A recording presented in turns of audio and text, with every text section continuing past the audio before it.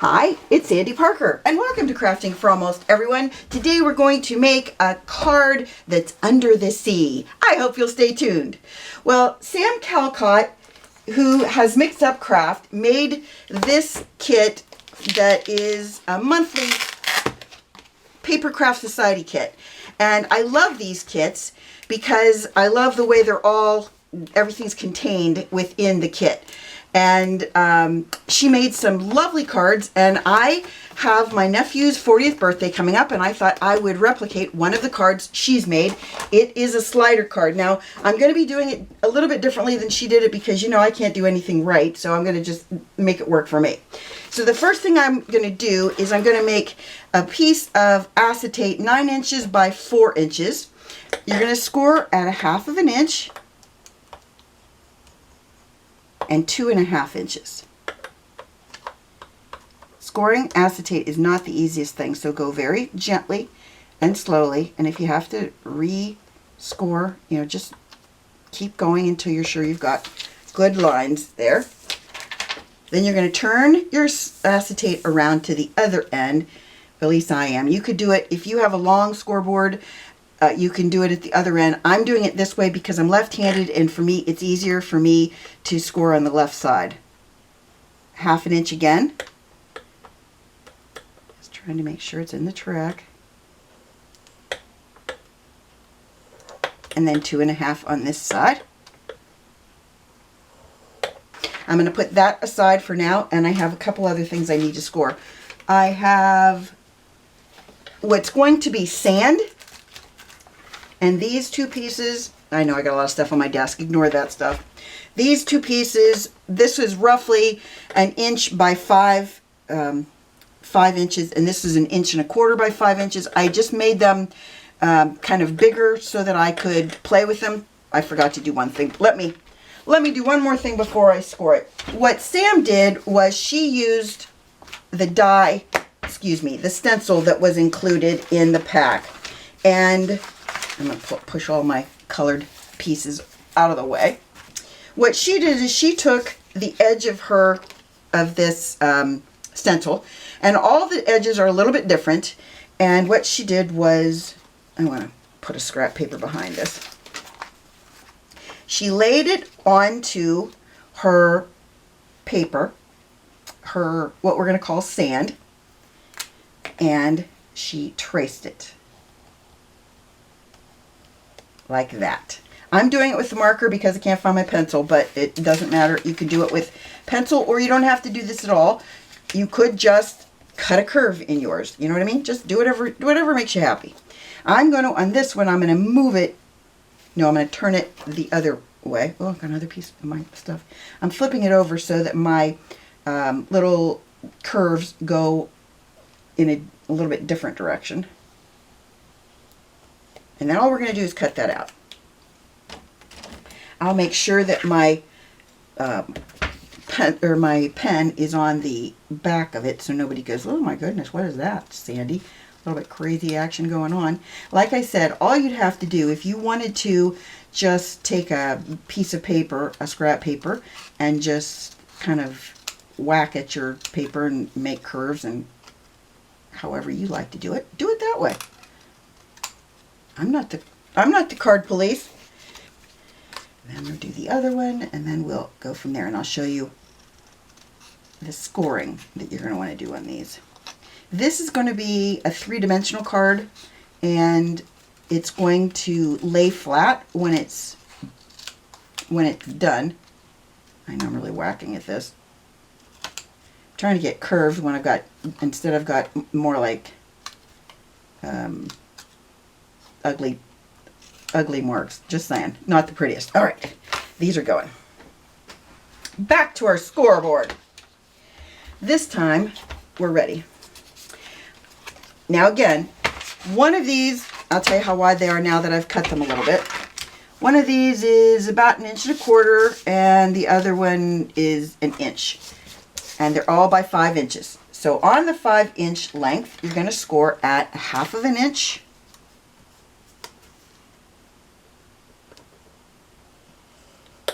You want to make sure that that paper is straight on the left side against that against this wall. And then I'm going to flip it and do it a 1/2 inch again. Again, making sure that it's right up against that. There's that one. Same thing with our other one. This is what's going to give our we'll call it aquarium, a sand look to the bottom. Then, now that it's all scored and ready to play with, I'm going to do a little bit of inking on it because ink came in the kit and I want to use it. And the colors that came were kind of a sand color and a blue color. So you can either do this with a brush, if you want to use a brush, and I'll show you the options you have because you know I like to do that. You're going to take your little brush, ink it up. A lot of people like to ink off on a piece of paper like that before they hack at theirs. But you know me, I just kind of hack at it. And I'm just going to ink on the top. I want it to look dimensional. And I think if I do a little inking on the top edge and on the bottom, although the bottom you won't even see, so I'm not going to do the bottom, but I am going to do these sides right on the line, just to give it all the same kind of look. When you're looking at it from the side, I want you to be able to see the inking. And it'll dry lighter, in case you wondered. Putting a little bit more in the top right there. Alright, so now we've got 2 sand mounds. So our sanding is ready. So I'm going to make my card different than the way Sam made hers. My card is going to be a card base that is 8 inches wide by 5.5 inches tall. And it's going to be scored at 4 inches. So it's going to be, in the end, it's going to be 4 inches wide across the front by 5.5 inches tall. Then I'm using a piece of cardstock that's in the kit that looks like an under the sea, and it's 4x4. I cut it to 4x4, and then I'm going to back it on a piece of white cardstock that's also 4x4. So it's going to look like that, but you're not going to be able to see the white border. So then what I'm going to do, let's glue that together.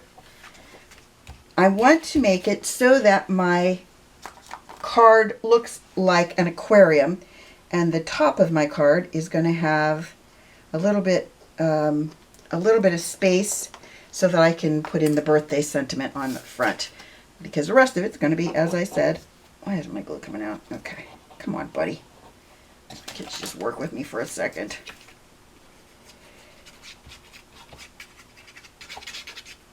And I'm not putting a ton of glue on this. It just looks like it because I'm kind of scraping it across the surface.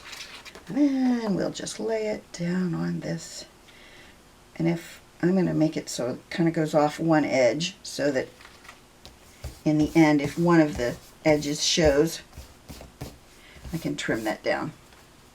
Even when you cut things to 4x4, they still sometimes do not work out the way you expect them to. Now I'm going to ink mine around the edges just because I want to make sure that my white edges don't show. You see that white edge? And I'm going to put my ink pad on the back and lean it over the front. Can you see how I did that? Because I don't want to change the front of the card. I just want to change the back. See the top edge is how it's starting to get the right color. The other edges you really won't see, but that I wanted to make sure that those edges looked okay. Then, now that that's done, making sure it's well adhered, because I'm going to punch out a piece on it. I have these little fishies, and what I did was, I'm going to show you this so that you can see how I made them. They've got a glitter on them that I didn't think it was that glittery, but it is. And I'll show you what that is too. It's from Cosmic Shimmer, and it's called Glitter Kiss. That's the name of it. Hopefully you can see that. And it's clear, but it has glitter in it. And I just wanted to make my fish a little bit standing out, you know, from the background. And let me show you how I did my fish, because there isn't an image like that in this kit. There are just fish. So what I did was I took the fish that come in the kit. I took 2 of them. They're these 2 fish right here. Can you see those 2? And I made 2 masks of the big one and 1 mask of the little one. In the end, I didn't need the little mask, but that's what I did. And I'll show you how you do this. The first thing I did was I stamped, without any masks, I stamped the 3 big fish with black ink. I just stamped it. I'm just doing this so you can see it. On a white piece of cardstock, I just stamped. Then I stamped this fish here, and then I stamped the last one back there. So I had 3 fish in a row. So then I laid these two in place, these 2 masks, so that I could stamp around it. So then I took this little stamp and I stamped right there. I picked it up, I stamped right there. You following me? Then I stamped above him, I stamped below him. Then I moved this mask back here and covered up this fella. Then I stamped here and here. Hopefully you could follow that. I just wanted you to see that's how you make a school of fish. And in the end, I have my masks that I'll put with my stamps that I can use again. Those are on Post-it note. You can make them without being on a Post-it note, but putting them on a Post-it note is much, much easier. And then I'll have them for next time. So that's how I made my school of fish. And what I want to do with them is I wanted to make them be the moving element on my card. So what I want to do then is I want to punch, if I can, I want to punch somewhere where these fish will be able to move back and forth. Now, a die did come with this set, but if I use it, it pretty much takes up the this entire panel. And I might have to do that because I don't know if my punch will go far enough down. If you have one of these punches, they're great, but they only go to a certain spot, and I don't think mine's going to go far enough down. Let me see how far up the card it goes. I only need to go on this. That's what I was thinking. I only need to go on this. Sandy. Cheapers creepers. I can use it no matter what. Okay. Okay, now we're playing with fire.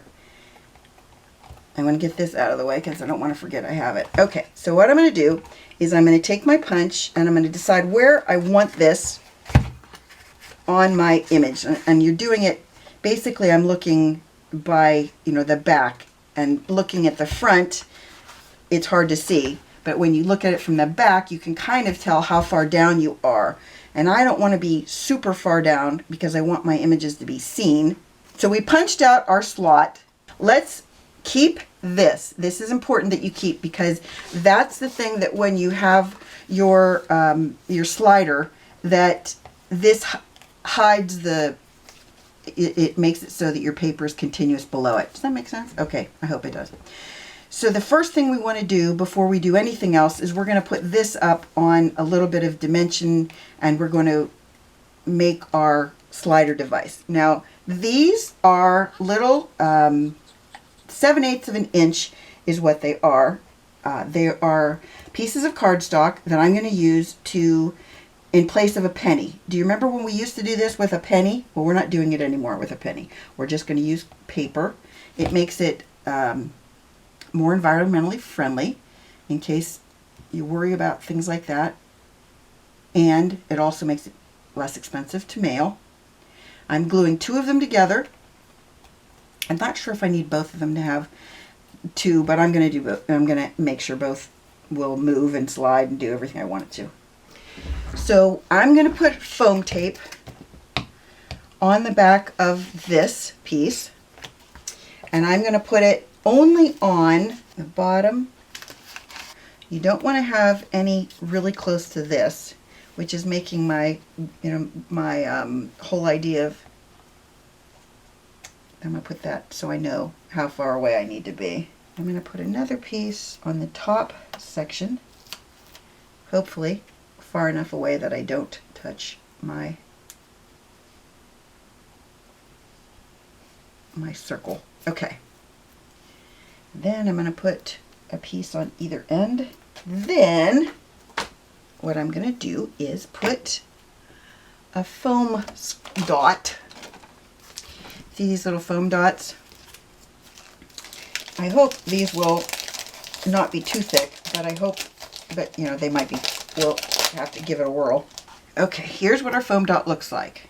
So I'm going to put one side of it on the center of two of our little dots. See that? And then I'm going to take the backing off of it. Apparently I'm going to have to put some wet glue on this too because it doesn't want to stick. Here's how we're going to play this little rodeo. I'm going to lay this right like that, and it is tall enough that it's not going to run into problems with this piece. And I'm lining them both up together so that the two circles, the top and the bottom circle, are well adhered to each other. So far it doesn't look like anything. Trust me, it's going to look better. So I should have put my acetate under this, and I didn't, so clearly we're going to have to fix that. And I forgot to put this in as well, so, you know, I've got a couple things I need to fix. Anyway, when you do your folds or your scores on your acetate, you need to fold it so that you have a clean edge. It's kind of hard to see it, and it's kind of hard to fold it. You're not going to want to use thick acetate for this. You're going to need it to be thin and pliable because you need to have those bends that you have put in it. See, mine are, I'll stand it up so you can see them. You see how those are, now it's like a little box. Okay, before I go any further, let's see if I can remedy the first mistake I made, which is forgetting to glue this down inside my project. Oh look, I didn't take the backing off of my tear tape. It's a miraculous discovery and something that made my day. This ought to make it so I can, look, I can even, I'll just take the whole thing off because I need to do a better job of gluing this on. Get my edges glued down. And I need to be able to glue my acetate underneath. Now acetate does not like anything but tear tape to stick down with, or red line tape, any kind of serious tapes like those. That's what's going to work. Otherwise, you'll either, it won't stay in place, or you won't be able to, or you'll see it really, really badly. And I'm going to put a couple rows of tear tape on my acetate, on the outside of the acetate of your 1/4 or your 1/2 inch score. You want it on the outside of that. All right, so we're going to take the backing off one side, and I'm just going to lay this right up against the edge. Take the backing off the other end. Again, with your fold right on the edge. Then back to our slider component. I'm probably going to put a little bit of wet glue on this because I'm not sure if any of my foam pieces are still viable. Then what we're going to do is slide this in.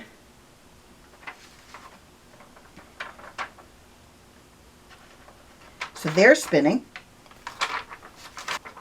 Okay, next step is we're going to put a little bit of tear tape on our two ends of our sand. The hardest part about this card is the fiddly, you know, just trying to get all these little pieces in where you need them to be. So you want to make sure that your sides are pointing at 90 degrees, if you can get them to. And I'm going to lean mine against the side, and you want to line it up with the very bottom of your acetate. And I'm just going to press one side in. Alright, our first one is in place. I think what I'm going to start doing is putting some of my hanging pieces in. So let me get them up attached to some acetate, and I'll be right back. So I did some work that I didn't think you cared about watching, and that was I laid a piece of white cardstock inside and I said, sending you 40 birthday fishes, and then there was a stamp of these birthday, no, not birthday fishes, but the stamp of this school of fishes, and I counted them and there wasn't enough, so I filled in a few more, you know, freehand, because I'm quite the artist, as you can tell. It looks like a third grader did it, but I'm just saying. And then I used the stencil with this for the flowing leaves in the water, and then I used this one for coral right here, and that was it. So let's finish our card. Oh wait, I did one more thing. I glued some of my images down. Now every image that came, or if it's in this card, came in that card kit, and you can still get it from Paper Craft Society, and I'll put a link below so that if you are into fish and you really like this set, and I loved it. You know, I'm not affiliated with anyone. I just bought it and loved it. Just wanted to share that with you, because you know sometimes people think that maybe I make money off this, and you know I don't. If you know my channel, you know I do not. So I wanted to put some of these layered pieces in, so I kind of have an idea of where I want them. So what I did is, they're all kind of stuck together. Okay, hopefully you can see this. I took a piece of acetate, and if it was a larger piece like this stingray, I put it on a thicker piece of acetate because it needs to hold it straight up. And then I put, I either put the tear tape on the back of the acetate or the front, and it doesn't really matter which one you choose as long as it's hidden. So I'm just going to kind of place a few of them around so I get an idea. This one I think I need to put my acetate on the front of that piece, so I'm going to change that one out. So what you want to decide is, let's say you want to put this at this height.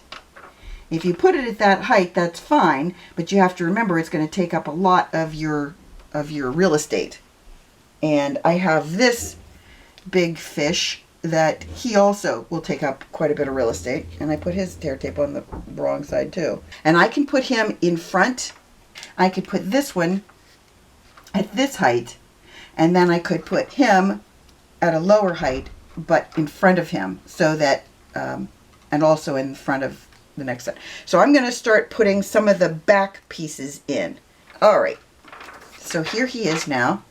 He's doing a nice job of just hanging out. So before I go any further, there's a couple things I want to do so that I'm ready for the next layer, and that is that I want to put a little bit of work into my submarine.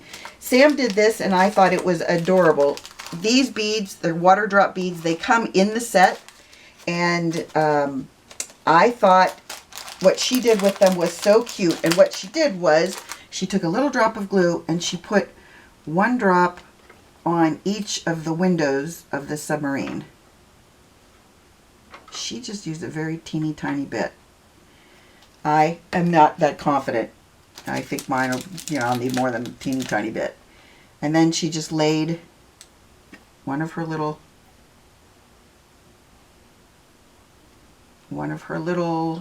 glass beads there, and it comes out so cute. It looks really three-dimensional. So I'm going to let that set up. That's what I wanted to make sure I had enough on there. Tear tape on him, because I think he's going to need a lot. And I'm going to put him right near the bottom because, like I said, he's got so much weight on him that I'm afraid if I don't put him near the bottom, he might topple over.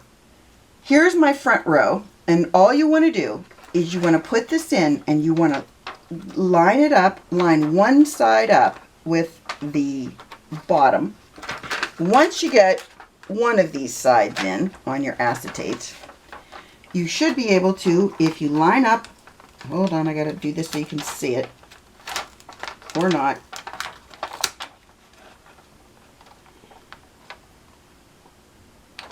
If you line up, hopefully I'm in frame, the second piece of acetate or the second piece of cardstock with the side of the acetate, making sure the bottom here is straight. Hopefully you saw that.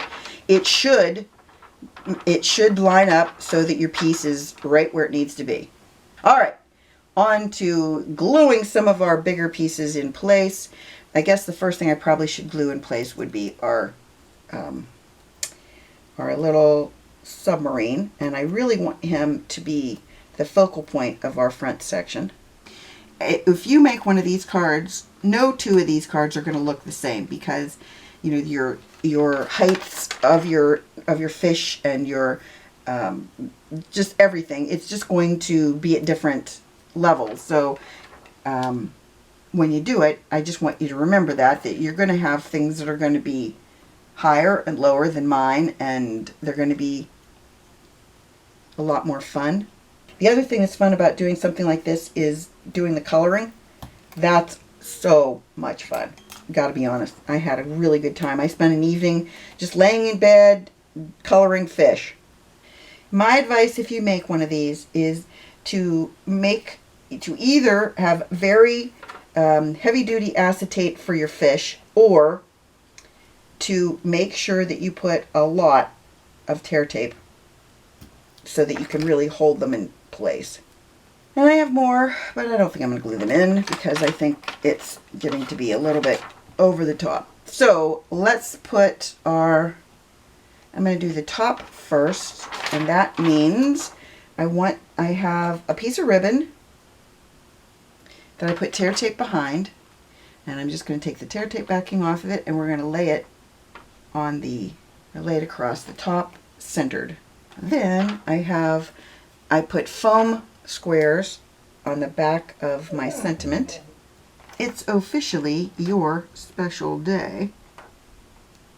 All right, I'm going to still decorate the top more, but at this juncture I want to make it look like it's a aquarium. And the way you do that is you have black that goes around the top and the bottom. And this is the length of a piece of cardstock. It's 1 inch by 11 inches, and this is 1/4 inch by 11 inches. And I'm going to do the 11 inch, yeah, both of them are 11 inches. I'm going to do the 1 inch piece first, as I think this will hold it better. And what you're going to want to do, I could have scored this, but Sam did not.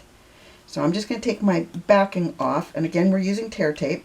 I'm only going to take part of my backing off at a time so that I don't end up having this attached to things I don't want it attached to. Because you're going to start on the side, and you're going to make sure that you get it all the way to the card base, and you're going to line it up with the bottom so that it's really straight. It's okay if it's a little bit off, like if there's a little bit too much in the back, that's okay. Then when you get to the turn, you're going to want to put your finger in there. Let me pull some of this off so you can see this better.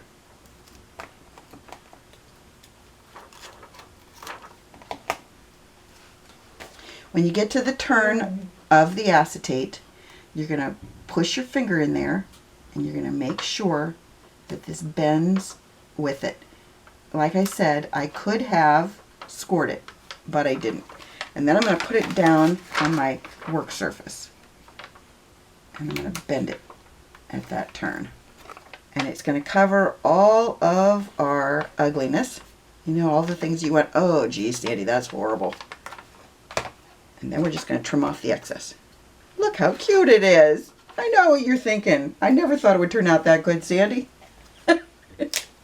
Okay, maybe that was me thinking that. It's starting to look like an aquarium, isn't it? Now, if you are concerned about this part where you can see the foam, you could easily just take one of these little strips and just hide it. In fact, we'll just do that so that it looks a little bit more professionally done. So let's do our sides. We're going to hide everything that we don't like. So on this side, I'm just going to lay it right up to the backing piece. I just want to make sure it's straight, if I can get it to be straight.